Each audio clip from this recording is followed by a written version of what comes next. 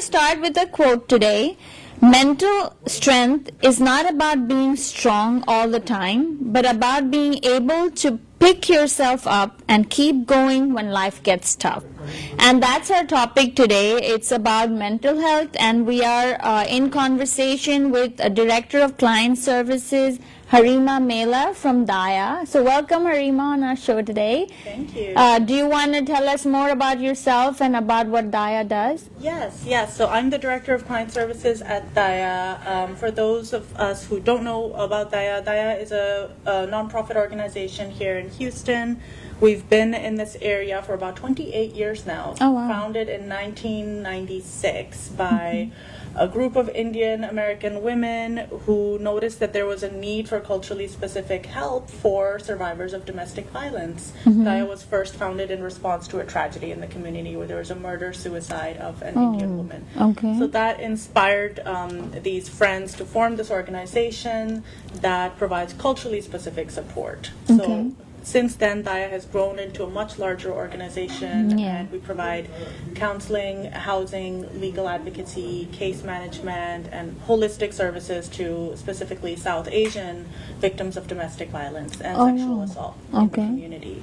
That's so amazing. My role at Daya is to oversee our client services department, where we provide all these comprehensive services. But my favorite part about my job has to do with mental health, and that's why we're here today. And it's my favorite topic that I could talk about all day, because I get to see firsthand the mental health transformations that people have as they overcome challenges and they process their trauma, and they get to really know who they are and tap into their strengths, and that's a wonderful thing to see. So I see the transformations from somebody coming into my door and they're depressed, they're crying, they feel like they can't go on anymore, and maybe a few months later, maybe a few years later, they are a different person, and they look back and they say, I'm so glad that I didn't give up. Oh wow, that's amazing, right? I already have goosebumps, and you deal with this like day in and day out. Yes. So that it must be rewarding. It is. Mental health is so important. Yeah. So what is mental health, right? We talk about it so much. So what does it compile of? Yeah. So mental health is generally a person's well-being, their overall well-being, their emotional, social, psychological well-being. It doesn't just mean the absence of problems or the absence of a mental illness. It's also about how you show up every day. How do you relate to other people? How do you respond to your problems? How do you think, feel, and act every day? So it's your overall state of being is your mental health. Oh, wow, okay. Yeah, and it's impacted by largely your genetics. There are some factors about our mental health that we just can't control. It's how we're born, it's what we inherit from our parents and our grandparents. The tendency towards certain mental illnesses can be inherited. But it's also impacted by how you were raised and your social environment, your circumstances, and your upbringing. So there's a lot of things that you can control and some things that you cannot control about your mental health. So the way you react or things like that, or Yeah, some things you may notice. I do that just like my mom does. Yeah, I do that right. just like my dad does. You say, your mom says your Masi was just like that. So some things we are just picking up our learned behaviors from other people around us. Yeah. The way you hear your parents talk about things, you just sort of pick up on those things. Okay. And as you grow up, you can start to notice what those patterns are. It's like, oh, that thing about my mental health, I think is comes from so and so thing from my past or from my family, my genetics, and other things you're responsible for yourself. So but is that something then you can, if you realize, okay, then that's an issue, then that's something you can start working? Start to change it, absolutely. Okay. There may be certain things you inherit or you learn from your family that you really love and that you really like. Yeah. Other things you may not like so much. Right. Maybe you learned being really quick to anger from somebody that you grew up with. Like my anger responses are just like my so-and-so. Right. And maybe you don't like that about yourself. Yeah. And as you start to notice it, you can start to change it. Yeah, that's true. Yeah. So what's the difference between mental health and mental illness? Mental illness or mental disorders are common conditions that people can be susceptible to. So the most common ones we know of are things like depression or anxiety or PTSD, which is post-traumatic stress disorder, or Yeah. bipolar disorder, substance use disorders, addictions. Those are things that people can commonly experience, and those Right. are mental illnesses. Okay. So, but mental illnesses are, feeling depressed one day doesn't mean you are depressed necessarily. So there's a difference between feeling certain things or Yeah. actually having a diagnosable mental health condition. Condition, So that's yeah. where you would need to go to a professional. They would assess you to see if you meet the criteria for actually having that mental illness. Okay. And mental illnesses are a lot more long term. Yeah. Everybody goes through ups and downs and, Yeah. emotions and phases where they may have days where they're anxious or depressed. But in order to actually have that condition, you would need to experience those symptoms with a high severity over a longer period of time, and it would have to impact your daily life. So Okay. me feeling depressed for a couple of days because I went through a rough time doesn't mean I'm depressed. Yeah, yeah. But then if I continue in that path and I get worse and worse, and then I stop showing up to work, I stop taking a shower, maybe Yeah. I stop, relating to other people in my life, and I withdraw, Yeah. that is where it rises to the level of having Yeah, a clinical. diagnosable mental health condition. And so that's where we have a lot of taboo in our society to talk about those conditions, because people don't really understand what's going on or where that comes from. There's a lot of misconceptions or negative beliefs about people that are going through mental health conditions. Yeah. And what we really need to do is to change the way we talk about mental health conditions, similarly Yeah. to how we would talk about someone who is suffering from cancer or a broken Yeah. leg. We show a lot of support, we show a Yeah. lot of care and concern, Yeah. and we want to be there for that person, and we encourage them to get treatment. Yes, But yes. when it comes to mental health conditions, it should follow a similar. Thank you. Hope y'all can hear me better. It should follow a similar type of pattern of showing care and concern, similar to if it were a physical health condition, and encouraging the person to get help. But that is so common within our culture, right? Oh, you're not feeling well, or you're not responding or whatever, so something's wrong with you. Right. And it's okay, just have this or have that. It never goes to where let's get some serious help, or let's go to the clinic or doctor or Yeah, things let's like take that. this seriously. Yes. One thing that the Desi community loves is going to the doctor, like for physical conditions. It's a good thing about our culture. Yeah. We take physical health really Yeah, seriously, yeah. and we like to get treatment for our physical health conditions. Right. But when it comes to mental health, we like to pretend it doesn't exist. No. We like to think that like a cup of chai is going to fix everything. Exactly. Or just, Yeah. praying or getting married is going to fix Fix. everything. No. Yes. No. Yeah. If only Right? it was that easy. So those things need to be taken similarly seriously. And the blame has to be taken off of the person experiencing it. We never blame anybody for having a broken leg or cancer, right? Right, We would yeah. never think to do that, or think that having a broken leg makes you a bad mother. Yeah. We would never think that. No. But so similarly, yes, it may be an impairment. Like if I Yeah. have a broken leg, can I run around with my kids? Probably not right Yeah. away. But similarly, offering sympathy and support and treatment are what's going to help that person feel not judged and feel accepted by Yeah, their family. absolutely. And then knowing that and I was just telling you, you just had your baby's first birthday. Yes. And I was like, oh, you look so good, because I just remember, I think I was going through post-traumatic stress, but at that time you didn't even know that something like that existed. So you're fighting that battle inside of you while taking care of an infant, So it's hard. So I hope people with these conversations realize that things like that happen, and there is help if you need to get it. There right? is help out there available. Yeah, And it yes. just first starts with your inner circle. Yeah. It's so important to have an inner circle of trust, whether that's your friend or your family or siblings, somebody around you that you feel comfortable having that vulnerable conversation Yeah, with. absolutely. Being able Those real conversations, The real right? talk. Yeah, because we're always having conversation on Thai about, oh, this movie is good or this, and it's time to have those deep conversations. Yes, let's talk about the real things. Yeah. Because we all go through them. We and do. we all feel like we're the only ones. Yes, and so if you come up and say it, then you will have that support, because I'm Right. sure women go through it. They do. They just, it's hard to talk about it because it's been such a taboo, right? It has always been such a taboo. And I think one thing our culture does really well is taking care of new mothers. Like you mentioned, Yeah. postpartum depression, or Yeah. you have that really common condition of after a woman gives birth in the first few The months. baby blues, yeah. Baby blues, Yeah. you feel so down, you feel so low, your hormones are going haywire, your Yeah. body has changed, your life has changed. Right? It's a really hard time. But what our culture does well is taking care of women, being there for them, feeding Yes. them, massaging, Yeah. all of that Right. thing. But we don't really ask about how they're feeling emotionally. No. We turn a blind eye to that topic. But And that's I what- just remember, oh, you're supposed to feel really happy. You have such a beautiful child. Like, you're supposed to, right? So that already makes you think like you're cuckoo in the head, Yeah, right. You think there's something wrong with you, or you feel Exactly. guilty. People are going to say, I'm so Right. ungrateful. Yeah, exactly. It still comes to me like right away, those emotions just flood. So yeah. Yeah, clearly it stays with you. Like when Yeah. you go through an experience And I like have that. a 13-year-old now, so it's been a 13 years, a decade, right?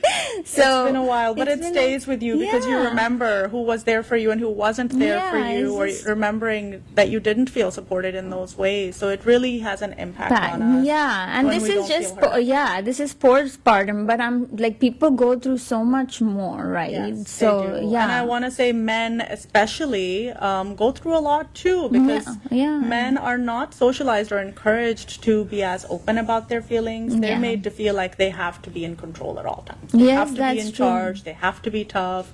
That if they even say that they're struggling, that means they're weak. yeah. Or, God forbid they go to a therapist. Like that to them Yeah, is that's like a so whole out other, of- like, yeah, something's wrong with you. Again, that blame game, right? Yes, Like, yes. I mean, I will see my son crying sometimes, and I have to, like, instead of saying, oh, you're a boy, like, you shouldn't be crying, I'm like, it's okay, just whatever you're feeling, like, let it out, right? So I Right. think that, That's where it starts. yeah, the conversation has to start at home with our boys, It you starts know? with boys, Yeah. I mean, there's been a youth mental health crisis going Yes, on yes. lately. Yes. Yeah, so what's been going on with that? So recent research is showing some really alarming trends about young people. So Oh. children and adolescents as young as like 10, 11 years old are having much higher rates of anxiety, Oh, really? depression, suicide attempts, even completing Suicide suicide attempt. for Oh, my. young children, and all the way up to their teenage years into adolescenthood and young adulthood. So that's the age group that is most vulnerable right now with mental health issues.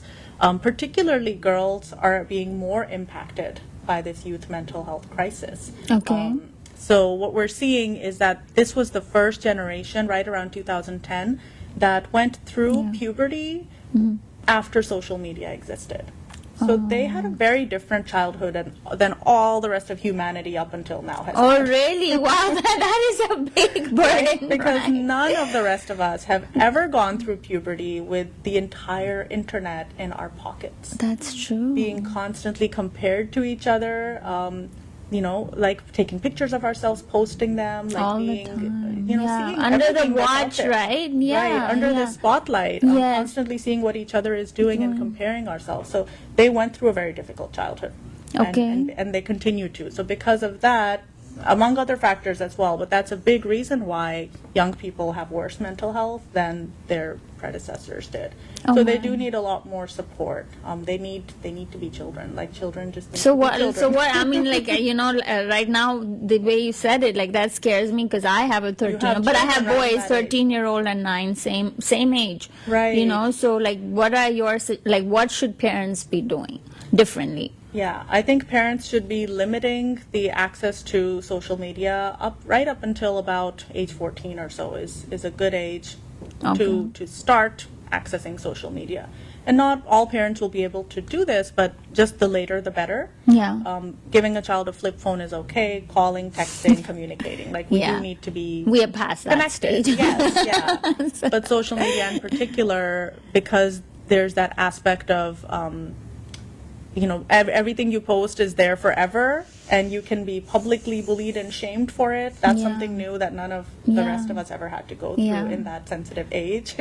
And because there's this, larger social comparison going on, like who's the coolest, who has the newest this or that, who's wearing the nicest shoes, all those kinds of things. Yeah, and it's funny because I see that in boys too. Like In I boys, never noticed even more so it. than in girls. Like he's more particular about the way his hair is or the shoes and stuff like that. And I was like, I don't remember being like that. But again, we never had a phone. We had no internet back in our we days. had never taken a picture of ourselves Right, in our life. that is so true because we had those films that had to be printed. Yeah. Right. Yeah. Yeah. And if we had a picture, it wasn't out there for the whole world to see and That is posted true. publicly forever. Right. So the pressures on children now, especially boys, are really, really strong. So what parents can do is to limit access and, provide children with more freedom in real life. And I think we're overprotecting children in the real world and underprotecting them in the online world. So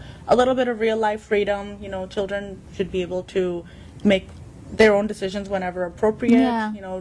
Participate in the household, listen in on when adults are talking. Children should be part of the adult world in the real world, be hanging out with their grandparents and their aunts or uncles, be more involved in their communities around them. Yeah, true. And be not withdrawing as much into the virtual world, because that's where boys especially are spending a lot of time in video game worlds, online, sometimes online gambling, gaming, Oh my. online pornography. Yeah. Like boys as young as like 11, 12 are coming across porn online, and Yeah. it's changing their brains. So children are not old enough to be on the internet at that young age. Okay. Yeah, so that's a big thing that contributes to the youth mental health crisis. But I'll talk about men in particular, men versus women. So men are 3 to 4 times more likely to complete suicide, to die by suicide, than women really? are. And that tells us that there's something, as going on similarly as young boys to older adult men as well, that they're also increasingly lonely, isolated, and facing a lot of pressures to where maybe they don't feel as free or open to talk about what they're going through, and they need support as well. Yes, yeah, because I think in the societies where we grew up, of course, the men's or our dads, right? They had to have that stern because they were raised that way, and same with our generation, like our husbands or our brothers. They were also raised where they can't be vulnerable, Exactly. So I guess they hold everything inside of them. They So- do, yeah, and that can show up in different ways. We can see it as anger outbursts or violence even, or we can see it as depression that's masked. Maybe they're just not really showing how they're feeling. They may be feeling really sad and down, but unable to show it. And then sometimes we see it as a man kills himself, and then we all are surprised, like, "Whoa, what happened? I thought he was fine. He never completely said fine. anything." Yeah. Well, did you ask? Yeah, We need to check in on our loved ones. Like, That's society true. needs to be a lot more interconnected. I think now we're more Instead of connected. superficial, I think it's Yeah. also superficial, right? Just the quality and quantity of interactions among the people in the real world, I feel that will contribute to better mental health for everybody, because now we are more connected than ever before, because we can text each other at any given moment. Yeah. But we're also, as a society, like lonelier than ever before. Yeah. More people are feeling like they don't have that social supportive network around them. Yeah. Yeah, and I love the way you say real world, like, because there is this virtual world, like you said, Yeah. text and stuff, and then there's that human interaction. Because even in the human interaction, like, the kids will just be on their devices.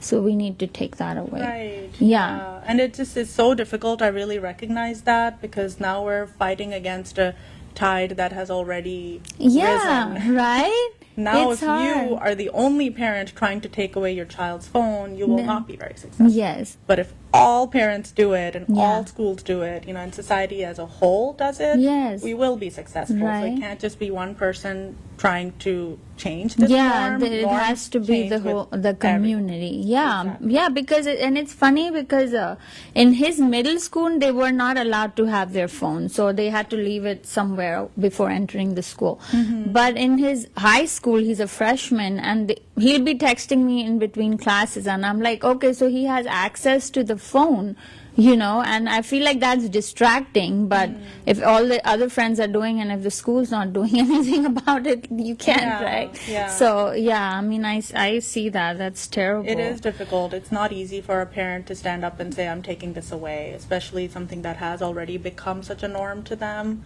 To take it away is really hard. And That's it's why- funny because I did that yesterday. Yeah. And my older one is one of those that he'll be like, Mom, can you put a password on this because I think I'm using too much of it, right? Oh my And he did goodness. that on Saturday, but somehow he could override the password. So he's like, Okay. can you change this? He's fighting against his own urges. Yeah. And then on Sunday, I'm like, Zayden, you've been saying that you're going to do your homework. You still haven't done it. So I'm going to take your devices and put them away till you're done. And I've not done that in like ages with him, and we went for a walk. So he calls her son, and he's like, his son, because he has my younger one's iPad, so he calls her son, and he's like, can you ask my parents where are they walking? I'm like, okay, that made you use your brain for something, how to get in touch with your parents. That's so funny. It was hilarious. So I'm like, okay, taking away technology doesn't work.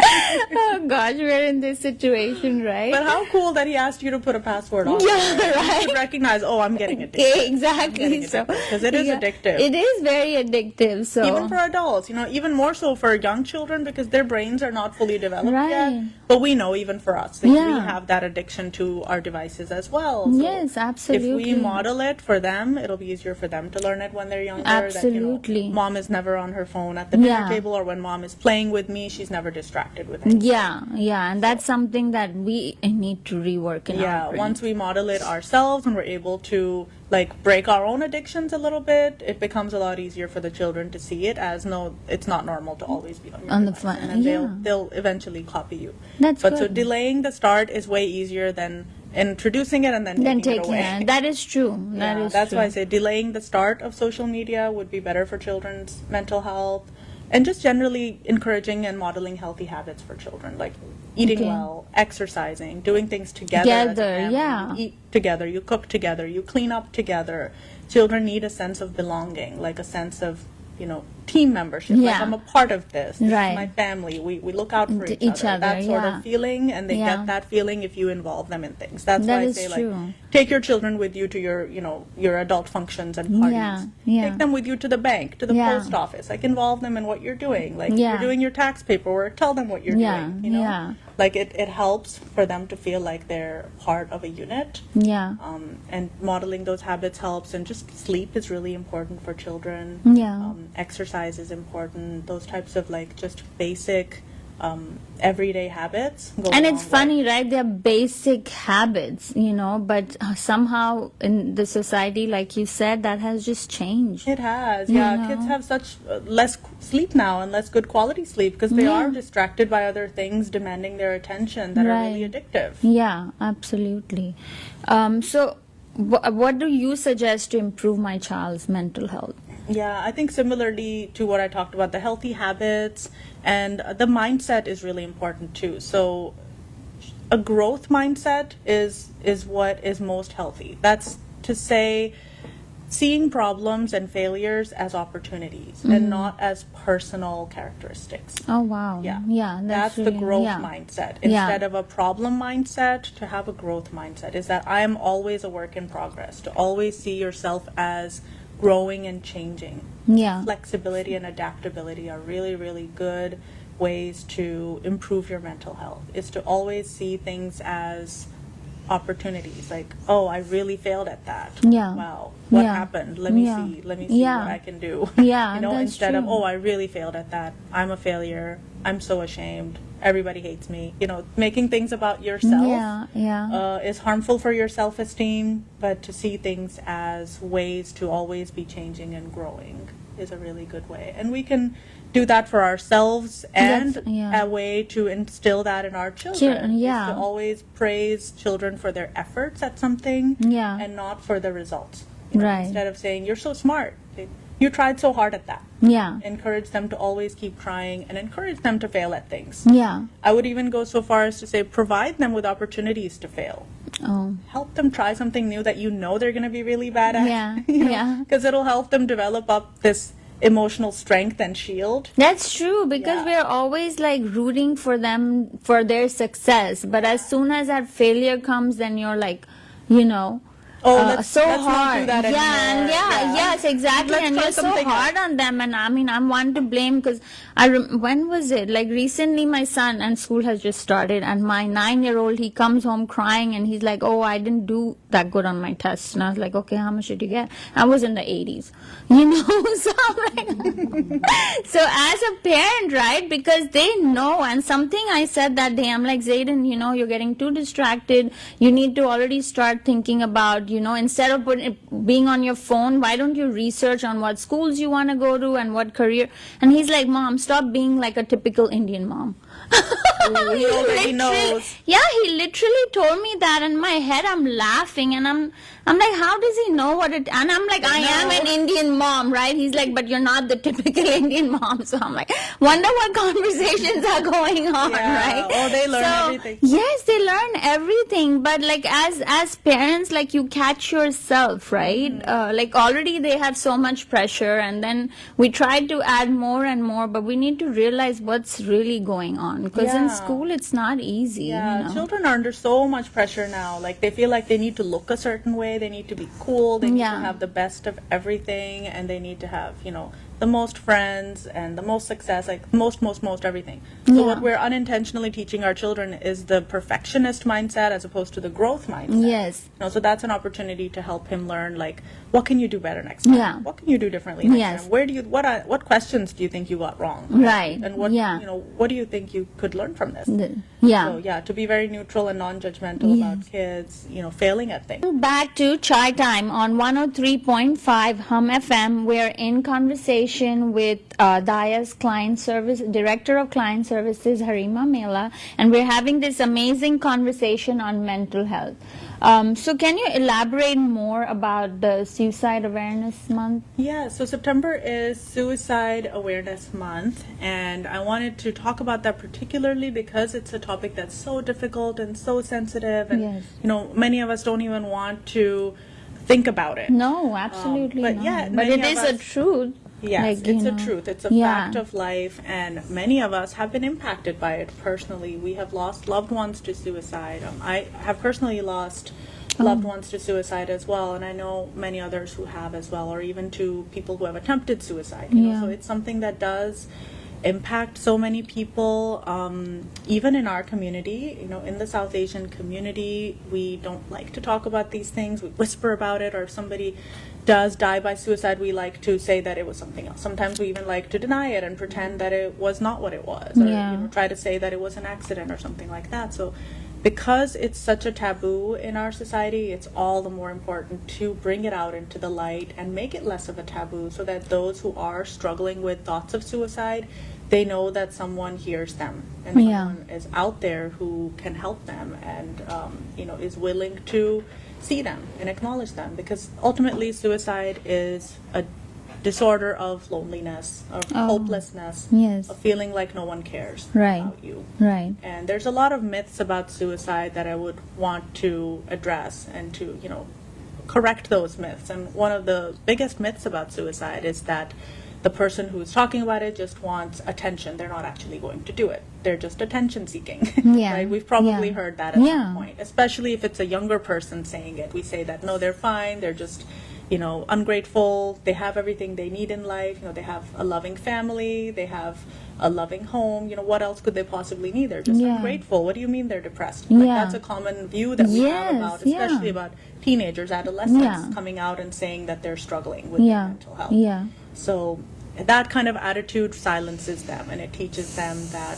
their feelings are not important, and then they can turn to feeling really overwhelmed and attempting to hurt themselves or even kill themselves. Oh. So talking about it is really important. Checking in on your loved ones, particularly men, I think a lot of us check in on our female friends, right? Men don't have sometimes those friendships with other men that they're checking on each other. Yeah. How are you doing, bro? What's going on? What are you Yeah. struggling with? What's on your mind? Yeah. They're not always having those No, conversations. they're not. Yeah. And they should. And if you are a woman and there's a man in your life that you love and are concerned about, or even just thinking about, I haven't talked to him in a while, Yeah. check in on them, see how Yeah. they're doing, just stay connected with each other. Same for young boys. But I will say that the rates of suicide are higher in men than in women. However, the rates of attempting suicide are higher in women than in Oh, men. okay. Yes. Yeah. So that tells us two very different stories. Yes, Men what are does more that likely to die by suicide. They use more lethal means typically when they do attempt suicide than women do. Women tend Yeah. to use less lethal means. Okay. But that doesn't mean that their attempts are less serious. Yeah, So that's what I was gonna say. any thoughts of suicide should always be taken really seriously. Like Okay. if somebody mentions to you, they say something like, I wish I was never even born.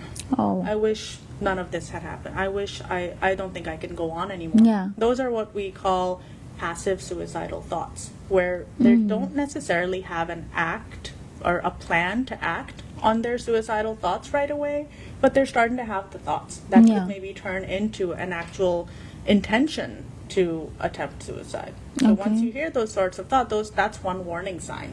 Okay. If they're talking about feeling hopeless or wishing that they never existed, or even saying that I think other people would be better off without me, I feel like my family would be better off without me. If they say something like Yeah, that, then you need big to- warning yeah, sign. yeah. That's a big warning sign. So other warning signs to look out for would be somebody who is suddenly starting to withdraw more from their daily activities, or they're isolating themselves a lot more. Like sudden or extreme changes in their moods or behaviors could be a warning sign that they're at risk for suicide. Okay. Yeah. So then, but what do you do, like as a parent? Like if one of my friends or your kid says that, then like, who do you call? So the first thing you would want to do is to just listen to them. Okay. You know how in real estate they say location, location, location? Yeah. For this, it's listen. Listen. Okay. And the important thing is to do active listening. And the real simple definition of active listening is listening to understand. Okay. Yeah. A lot of times we listen to respond. Yeah, absolutely. When we're listening, we're thinking about what am I going to say? Yeah, yeah, true. But active listening is listening with the only intention to understand the other person. Okay. So when someone is coming to you with their mental health concerns, they're starting to say those things, that's when you switch into active listening mode, where you stop thinking about yourself. Yeah. The worst thing you can do with a suicidal person is to make it about yourself. Yeah. Never bring in your own experiences, or oh, that happened to me too, or if I were you I'd do this. Those are very good intentioned things, but you always want to just make it about them. Okay. Ask questions about how they're feeling, like, oh, where do you think that comes from? Oh, how are you coping with that? How's this, how's that? Yeah. Ask questions to show curiosity and really understand what they're telling you. Listen. Do not offer advice, solutions necessarily. Don't jump into the impulse to fix it. Okay. Don't start offering advice or solutions. That's also a really important thing. And not just for suicide, but for any kind of mental health struggle that a person is Yeah. coming to you with. Yeah. If your first thing is going to be try yoga, try meditation, Yeah. that person will just shut down. Or, They may not want to continue that Yeah, conversation. yeah. Like, I don't want to try yoga. I'm not ready. They Yeah. may be like, I already tried that. It didn't work for me. And then they may just feel like that you're not really hearing them. Yeah. So what you want to do is just take a back seat of yourself and just let that person be center stage. Let them really open up, and Okay. as they really start talking, you'll hear those little nuggets of possible solutions later down the line. But in the moment, if they're just talking to you, feel honored that they trusted you with this important information and they're being vulnerable with you, and just take that moment to let them really get it Yeah. all out. And Okay. listening can be really powerful. Maybe they don't need solutions right now, they don't need advice, they just want to know that someone is there to hear them, and that can help them feel lighter and can actually reduce the suicidal thoughts. Okay. So start with listening. Start with listening to understand. Okay, but Daya also you can call, right? Like if this starts getting serious or something like that, Yeah, isn't so it? Daya is one resource for therapy for mental health conditions. I didn't know that. Yeah, we provide licensed clinical therapy, mental health support for, although our eligibility is only for survivors of domestic violence or sexual assault. Yeah. So I will say the main place you can go to if you're looking for culturally specific resources. In the Houston area, there's a few great organizations that provide culturally specific mental health support, either for free or low cost, even for folks who don't have insurance. Ibn Sina Foundation is a really good resource. They have psychiatry, psychologists, therapists for, even from children all the way through adults. Yeah, they're really great support for mental health support. And now Olive Branch is another organization that provides counseling. For anybody and everybody, 988 is the crisis line. Okay. That's nationwide. 988 is the mental health crisis line nationwide. That's anybody can call at any time, and if you're feeling alone, you always have somebody to talk to. Yeah. And they also have an online chat option or a text option. So if you are talking to somebody, tell them that, look, I can't be there 24/7. Yeah. Call 988. If you're not there and you need somebody to just vent to, call 988 and talk to somebody, and you know that the next day, if it's not 3 a.m., I'll be there. Yeah, exactly. I'll be there. Always just offer to be there for people. And when you are listening to somebody, that's when you'd want to put your phone away, put your distractions away, be fully present with them in that moment. Fully listening. That can make all the difference. Oh, wow. Okay. And then what should people do if they notice someone struggling? I think that one of the biggest things, too, is to be very accepting, to not panic or not freak out. Take the thoughts seriously. If someone is struggling, take it seriously, but also don't freak out or panic, because a lot of times people don't want to share their struggles with their loved ones because they're afraid that they'll be a burden to that person, or that the person will just get too upset or overwhelmed or freaked out by it. Especially for children, being afraid to tell their parents. Right. They're usually afraid that, my parents would just freak out. They would drive me in the car to a psychologist right away. That's what the reaction that sometimes kids don't want. They want a little bit more of a laid back approach. And they want support, but they don't want the parent to jump into anything. That's important too, is to let the person take things at their own pace, not necessarily force solutions or force actions, unless of course it isn't a true emergency, like a life or death emergency. That's where you do want to take action. But just being there and normalizing and validating feelings too, is that everyone feels this way sometimes. Tell me more about this. Tell me more. That's also a really powerful phrase. Tell me more. Yeah.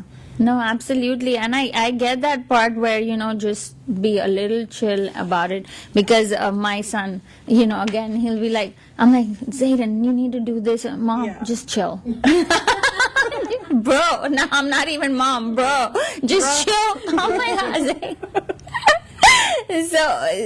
So and especially, I don't know what it is with us Asians, we are always on our toes, and we want to make sure that our kids are too, right? And we fill up their schedules with so much more, We have a bit of a perfectionist mindset as a society, as a culture. We like to be perfect. We're ambitious. We're go-getters. And there's nothing wrong with that. No, but it can show up in these ways sometimes, where we're unintentionally putting too much pressure on ourselves and on others.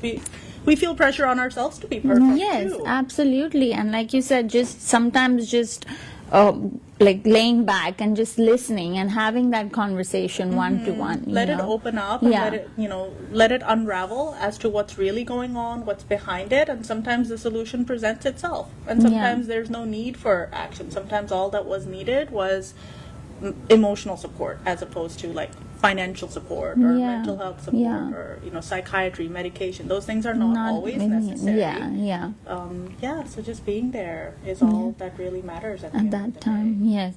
And so what does Daya do to support mental health for the South Asian community? At Daya, we see mental health as closely tied to our core mission of empowering survivors of abuse. So we see the intergenerational cycle of trauma playing out in families of, parents whose unresolved trauma is impacting their relationship with their children, and then the children are growing up to either be in abusive relationships, being victimized themselves, or growing up to victimize or abuse others. So there's this cycle of family violence that continues unless something happens to break that cycle. Yeah. So what Daya does is try to break that cycle of abuse by supporting survivors to become empowered on their own, to leave abusive relationships if they want to leave, or if they choose to stay, to be safer in those relationships and to be mentally supported.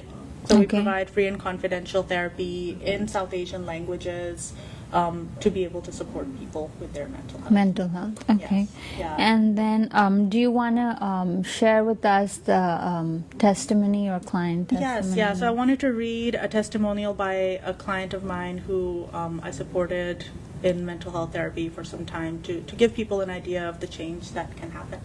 So I will read her words. It's a huge weight lifted off my chest, and I'm so grateful for your help in processing the painful memories. I also finally left my abusive ex over a year ago and have been learning how to trust myself more and more. So happy for how far I've come, even though there's a lot more I want to work on, and I couldn't have done it without Daya's specific focus on my family issues and culture. Oh, wow. That's so heartwarming, right? Yeah. Yeah. Yeah, that explains also why, like, going to a therapist who understands your culture, speaks your language is so important, why places like Daya exist, or Ibn Sina Foundation or Olive Branch, why places like that exist is because our culture plays such a huge role in how we treat mental health, or how we, don't like she treat. said, like family issues, and that's real in our Going to someone who understands, arranged marriages, joint family systems, in-laws, like all those dynamics. Yeah. That's really key. Like, you can't try to explain those things to a mainstream therapist who's not going to know what you're talking about. Exactly. You're gonna, like that's too much detail, and that's generational, right? It comes down for so many years, right? Do you have anything else you want to share? I can't believe we're almost at the end of the show. So, any words of advice for our listeners? I would end with saying the enemy of good is perfect. That's been a theme. Okay. Perfectionism or the striving towards perfectionism can really harm somebody's mental health. So the enemy of good is perfect. You are good enough just the way you are. You are good enough. Yeah. And it's okay to not be okay. It's isn't there a song or something? It's okay now. Probably. Yeah. No, I completely agree, and I feel like this show gave us such good information, right? I mean, and it's very general, like you said, it's basic information, but sometimes we just forget the basics, right? We're aiming for something much bigger, like you said. Our society aims towards perfectionism, and then we miss all the real stuff. Right. Yeah. So have real talk with your friends, your loved ones. Reach out to your loved ones. Tell them you're there, and talk about the real stuff. Yes, absolutely. Thank you so much, Hareema, for making it the time to come here and give us so much information. We really appreciate it. Appreciate you. It's always a pleasure to be here. Thank you. Thank you, our listeners. We will see you same time, same place. Bye-bye.